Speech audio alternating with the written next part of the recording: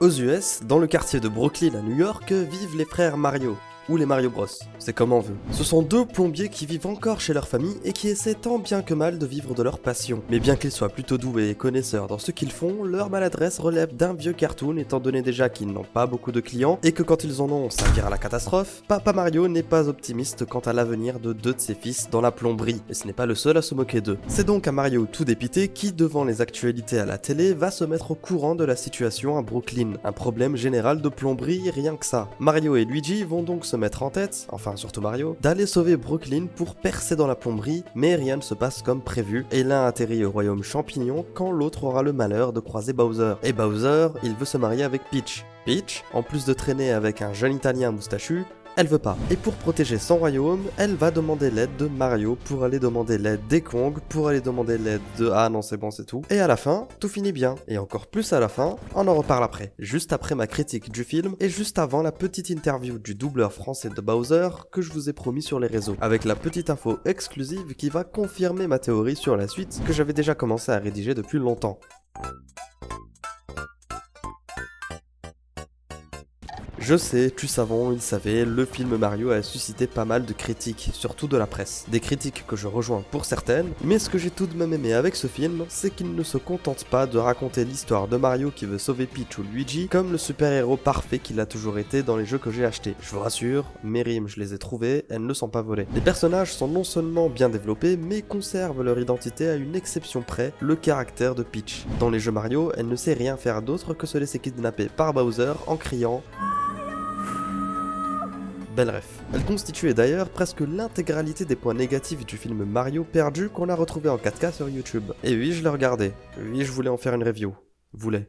Certes, ici, Peach ne sert pas à grand chose non plus au niveau de sa puissance, mais constitue déjà un soutien sans équivoque pour Mario. Elle va par exemple lui apprendre à réussir un niveau, scène devant laquelle j'ai pas mal gueulerie, et puis si on aime ce film, c'est qu'on aime bien Peach. Le fait qu'elle soit drôle, qu'elle occupe presque le premier rôle à la place de Mario, même si Mario ne s'éteint pas non plus devant Peach. Les relations sont donc bien équilibrées et chaque personnage a sa particularité qui lui est propre. Si la princesse est arrivée par accident dans le royaume champignon avant que les Toads en fassent leur reine, Donkey Kong développe la même problématique que Mario. Son père, le roi des Kong, lui donne l'impression de ne pas croire en lui en tant que combattant et futur roi, surtout après sa défaite face à Mario qu'il pouvait totalement défoncer. Mais ce qui donne de la profondeur à ce personnage, c'est son ego plus que surdimensionné qui contraste avec les doutes qu'il habite. Ce complexe d'infériorité va le conduire à Hagar le petit Mario, et la petite touche drôle de son caractère va se manifester quand il se fera sauver par le petit harcelé.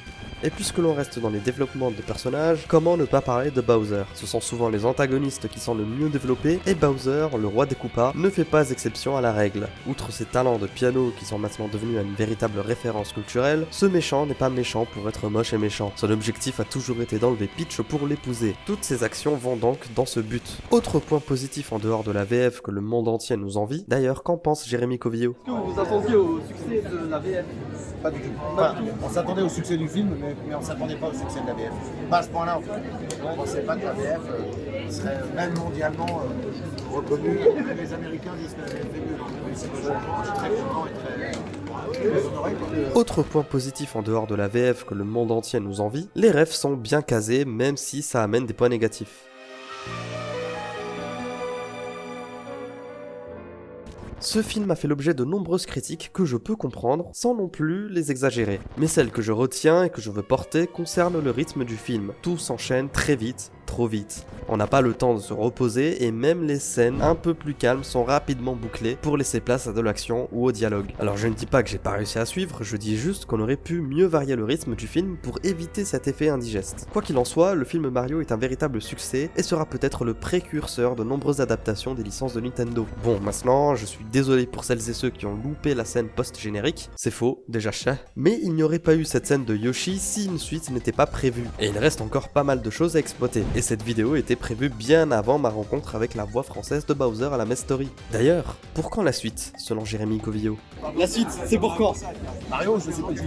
Il ne sait pas. Mais voici sa réponse complète. Voici la micro-info exclusive dont Internet n'est pas au courant et que j'ai dû vous teaser durant ces 2 dernières semaines. Mario, je sais pas du tout. Je sais que ça va être une trilogie. Ah oui, une trilogie. Et ça, c'est une info exclusive, ça. Ça, c'est le scoop. Ah. Mais je sais pas du tout pour quand c'est. Je pense qu'ils bossent déjà dessus parce que pour le succès du truc, voilà. Le film Mario sera une trilogie. Alors peut-on dire que l'info est officielle? Il pourrait très bien m'avoir menti, peut-être qu'il a confondu avec une autre série, il se peut aussi que Nintendo change d'avis et abandonne la production, mais l'info sort quand même de sa bouche et j'ai presque envie de dire, non pas que c'est officiel, mais officieux. Ça veut dire que c'est prévu, c'est réel, mais pas encore annoncé. Et vu que c'est aussi la voix de Daruk dans Zelda, j'en ai profité pour lui demander si la saga Switch sera aussi une trilogie. Il y aura une trilogie pour Zelda aussi.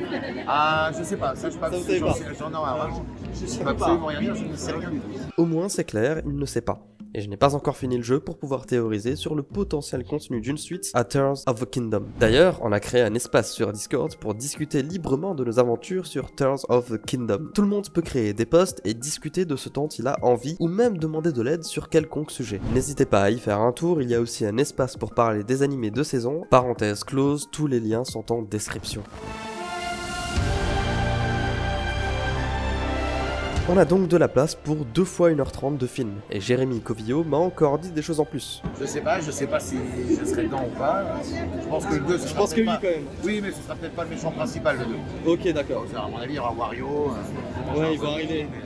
Mais cette fois, entendons-nous bien, ce n'est que ce qu'il pense. Il n'a bien sûr aucune info sur le contenu de la suite. Et c'est ça que nous allons essayer d'imaginer. Alors, la présence de Bowser n'est pas sûre, et je pense que le fait qu'il ne réapparaisse plus est tout à fait logique pour laisser place à d'autres antagonistes de la licence Mario. On pense d'abord à Bowser Jr. qui pourrait souhaiter venger son père, Wario et Waluigi pourraient aussi être de la partie, mais peut-être pas dans le même film que l'enfant de Bowser. Quoi qu'il arrive, pour le film 2, Yoshi sera de la partie, et je trouve que hormis avec Luma, on n'a pas eu assez de références au Mario Galaxy dans le film. Il faut donc y remédier et faire apparaître Harmony pour la première fois. Le film pourrait donc se passer dans la galaxie, avec potentiellement l'apparition des lapins crétins.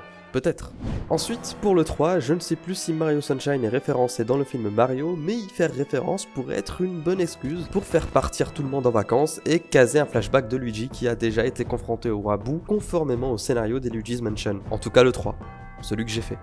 Celui où au début ils partent en vacances et ça tourne mal. C'est une adaptation bonus qui pourrait faire son apparition entre Mario 2 et Mario 3. Je ne sais pas où ça peut être casé, mais je n'ai pas non plus oublié qu'on en apprend un poil plus sur Peach durant le film. C'est 3 fois rien, mais l'origine de son apparition dans le royaume champignon pourrait être davantage développée. Vous l'avez compris, tout cela n'est qu'estimation et théorie de ma part, n'hésitez pas à donner les vôtres en commentaire.